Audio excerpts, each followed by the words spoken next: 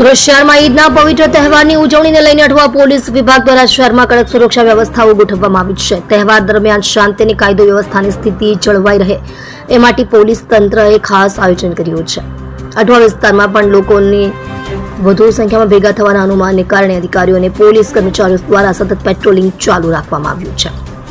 મુખ્ય રસ્તાઓ, મસ્જિદો, જાહેર સ્થળો અને ભીડભાડવાળા વિસ્તારોમાં પોલીસની દખલ જોવા મળી રહી છે। સુરક્ષા વ્યવસ્થાને વધુ મજબૂત બનાવવા માટે ડ્રોન કેમેરાની મદદ લેવાઈ રહી છે। આ ડ્રોન કેમેરા દ્વારા ઉપરથી લોક જમાવટ અને સાવચેતી રાખવી સહિત સંભવિત સંવેદનશીલ વિસ્તારો પર નજર રાખવામાં આવી રહી છે। પોલીસ દ્વારા સ્થાનિક સમાજના આગેવાનો અને મસ્જિદના પ્રતિનિધિઓ સાથે પણ સંવાદ સ્થાપવામાં આવ્યો છે, જેથી તહેવારનો ઉત્સવ શાંતિપૂર્ણ રીતે ઉજવાઈ શકે।